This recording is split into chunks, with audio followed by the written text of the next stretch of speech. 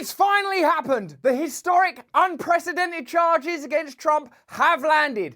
Do they justify the media frenzy? And is what Trump has done any worse than other former presidents of the United States?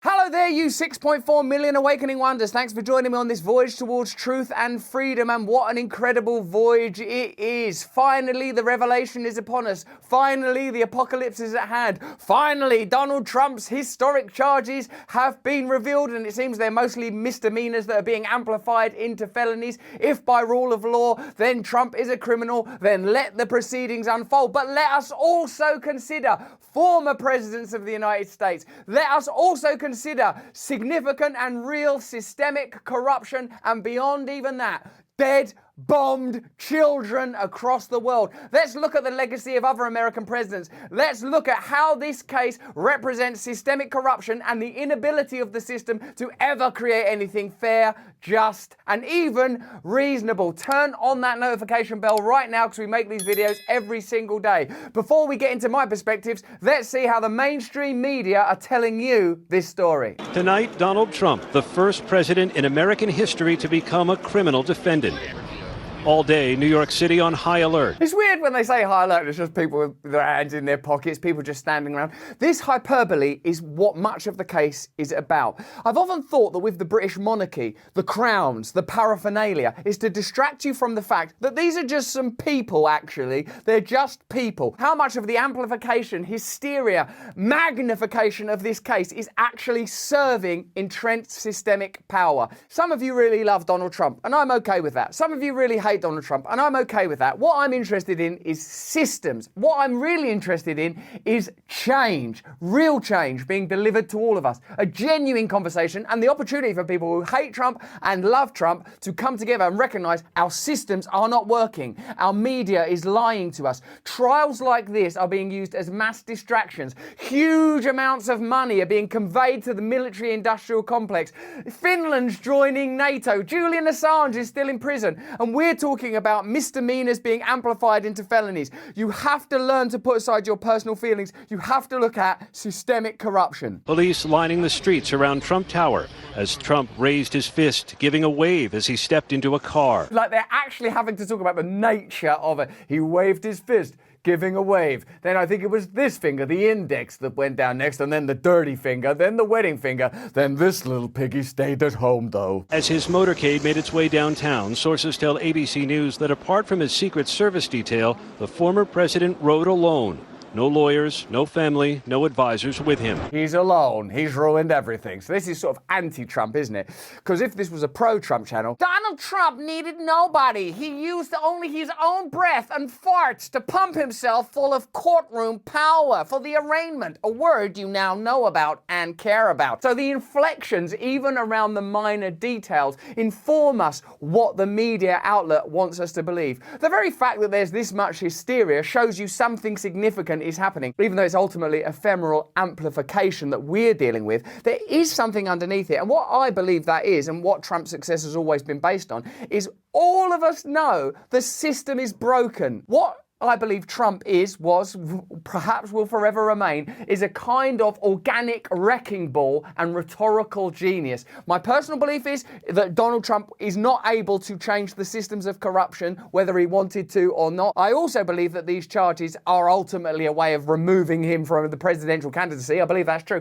But the main thing, the potent energy that has to be addressed is people are sort of shuddering, shaking, vibrating with rage against this corruption, and centralized power, whether it's media, political or financial, is trying to repress it and locate it all in the figure of Trump and these charges, which I know some of you think are serious and a lot of you think are ridiculous. Inside, Trump surrendered. He was arrested, booked and processed like a common criminal. Like a common criminal, which we on this channel believe him to be. Let's look over now at Fox. A martyr like Nelson Mandela, Martin Luther King, or even, actually, yes, I'm going to say this, Jesus. Jesus was arrested and murdered. What's amazing about that is that the reporter just goes, instead of, Jesus? President Trump, will you come speak to us? President Trump? Yeah, he's just going to break off from that and have a casual chat at a time. President Trump, what's going on? Who are you? Where are you going? Oh, do your research, Sutton. Then that first picture, Trump at the defendant's table. That first picture, that first tender kiss, your first lover, the virginity of the pictures finally taken. Ridiculous. It's amplifying everything into significance. When that takes place, you better be sure that something else is happening. I don't mean in a conspiratorial way. I don't believe that there's any cadre saying, let's use this Trump trial and underneath it we'll slip through all this legislation. I'm just meaning the whole spectacle itself. While our eyes are here, it's business as usual. You better believe billions are moving around. You better believe that the truly powerful are doing their thing right now. Pleading not guilty to those 34 felony charges that he repeatedly and fraudulently falsified New York business records to conceal criminal conduct that hid damaging information from the voting public during the 2016 presidential election. I mean, even when you just read that does sound concealed damaging information, bit Hunter Biden laptop, used funds, bit Steele's dossier. Now, I know if you're a super pro-Democrat person, then you'll go, no, it's different. It has to be different than that. It has to be different. But it's not different enough, is it? That's our whole argument. It's not different enough. If you want to stop the rise of someone like Trump, if that's your deal, you have to offer something meaningfully different. We are going to change America. We are going to change these systems. We are going to help you live a meaningful life. We are going to help you awaken to who you truly are. And how are we going to do that? We're going to stop our relationship with the powerful dominant interests that currently control the trajectory and agenda of power. That can only mean this: get money out of politics, create more decentralized democracy. No one's talking about that because on the significant issues, they all agree. These are felony crimes in New York State, no matter who you are. Yeah, that's right. We live in a real fair system. And that's why there's not a long history of former American presidents killing kids around the world and never facing any consequences. And you already know that. And you sort of have been trained not to care about that. And that tells you something very, very significant indeed. We just accept that when you're in that position, you do things that are unimaginable, that by any sensible metric would be illegal. So if we're going to talk about the illegality of these 34 misdemeanors and amplifying them into felonies because they could have led to other crimes and they could be about concealing information in order to X, Y, Z, forget that it sounds pretty similar to some stuff that the Democrats have done. Why are we talking about that when what we could be talking about is building a better world where it's not business as usual for American presidents to bomb and kill children and then be rehabilitated as cozy uncles? Trump may be the first former president to face criminal prosecution, but that fact in and of itself is a damning condemnation of the US system of impunity that has long permeated our system of American exceptionalism. So the very notion that underwrites this from a liberal, neoliberal perspective is Trump may think he's above the law, but oh no, he's not. Whoever you are, don't matter if your name's Trump or Joe Blow, you're gonna face justice. Let's see if that holds up. The case against Trump would be a mere footnote of history, albeit a wild one, if the US actually believed in holding presidents and other top officials accountable for their crimes, including those committed in office. George W. Bush continues to enjoy his rebranded life as the nice painter man who can joke around with Ellen DeGeneres. In fact, most people probably think Ellen DeGeneres is worse than George W. Bush now because she's rude to the staff. What she didn't do backstage at the Ellen Show is bomb children and share hugs with the Obamas. Dick Cheney is somehow still alive and popping his head out to remind us that his dark soul is still lurking. The truth is that all of them should be serving substantial prison sentences for directing and orchestrating the gravest of criminal activity, war crimes. And what that tells you is when corruption is that extreme, it is systemic. If a system can accommodate illegal wars and war criminality, it is the system itself that needs to be held accountable. If Cheney, Bush, Obama, Clinton, both of them, are all war criminals, then that tells you, we're going to have to address the system. If you address and change the system, you start to impact the truly powerful organizations and institutions that control it. So Trump, for all of his amazing rhetoric, or, depending on your view, his heinous crimes, is a sideshow that stops you addressing the system itself is corrupt and needs to be changed. And as long as you're caught up in this from either perspective, you're not going to hold these people and this system accountable. Trump's prosecution is not evidence that our much vaunted justice system can actually be applied fairly and evenly to all, even a former president. What it really shows is that it's possible to prosecute a cartoonish villain, even one who served as president, who happens to be widely despised by the so-called adults in the room. When Barack Obama first took office, he assured the CIA that no one would be prosecuted for running a secret global kidnap and torture regime under Bush and Cheney. We need to look forward as opposed to looking backwards, Obama famously said later. So Obama, remember all that excitement? I do. I remember when Obama stood on that stage with his family and Oprah Winfrey. I was thinking, oh my God, this is historic. This is gonna mean change. But secretly, while all the fanfare was happening, Obama had assured Cheney, Bush, and the powers behind them, nothing's gonna change. Don't need to worry about those war crimes.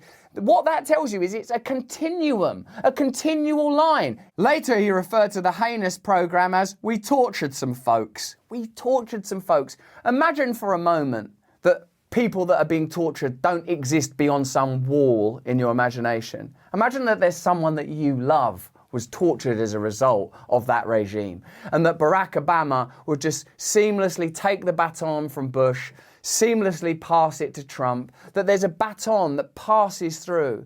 I know those of you that love Trump believe that what he is an anti-establishment radical, and fine, if you believe that, have a look at his time in office and we can continue that conversation.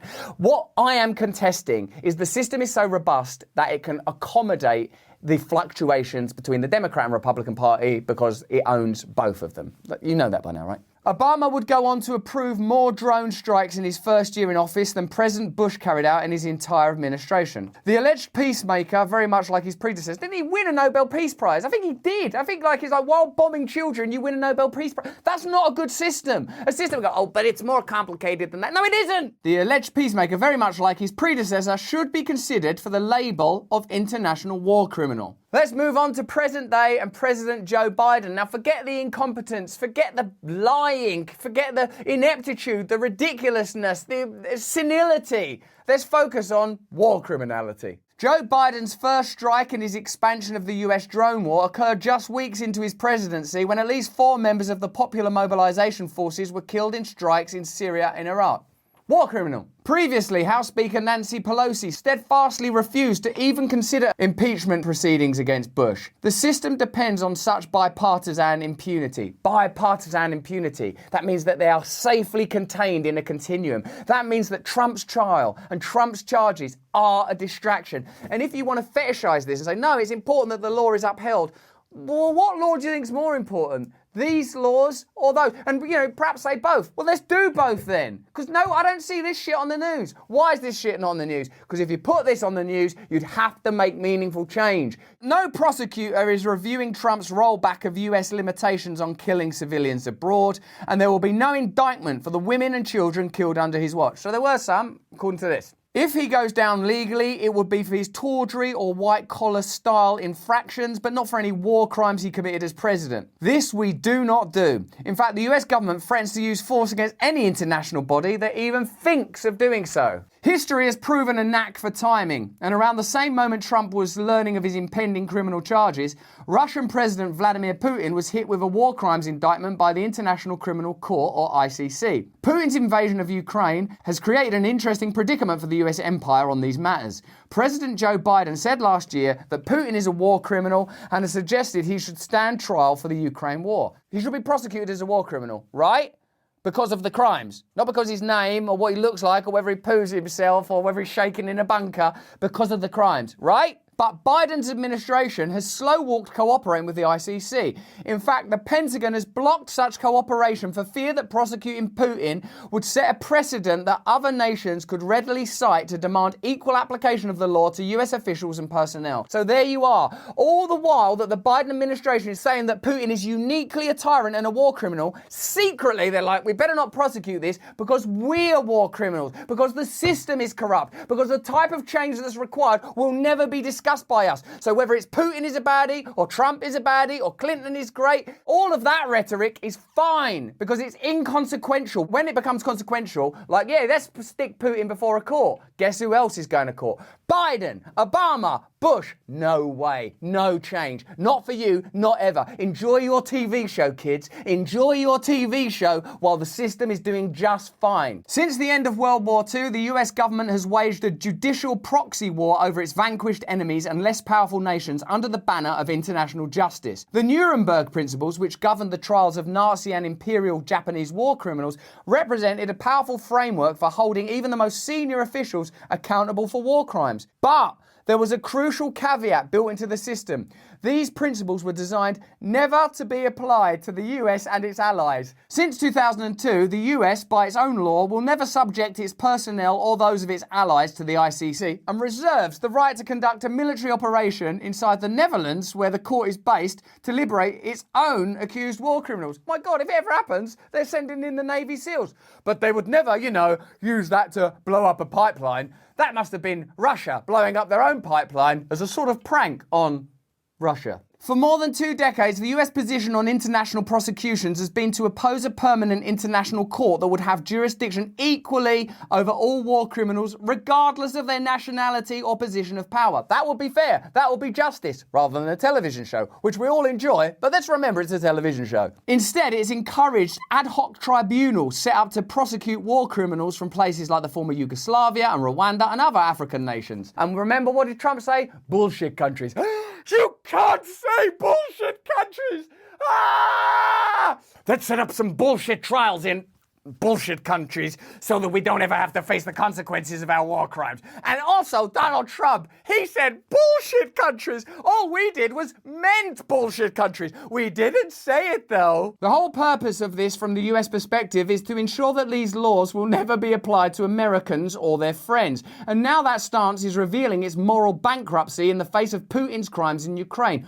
All of this has made a farce of the notion of international law. It's a farce. The prosecution of Trump should thus serve as a reminder that the US does not actually believe in holding its most powerful citizens accountable for even the most serious of acts. And that position has real consequences, including in how it can be weaponized by criminals like Putin. So there you are. There is something called justice. There is something called law. There is something called systemic corruption. None of that is on trial today. You might believe that Trump's crimes are being amplified in order to generate a political trial. Of course you're right. You may believe that America is doing something just and exceptional in the world. About this, you are very, very wrong. America has a long history of war crimes. America does not represent the people of America. America represents the corporations, globalist corporations that have no more allegiance to you as American citizens than they do as me as an Englishman, or people from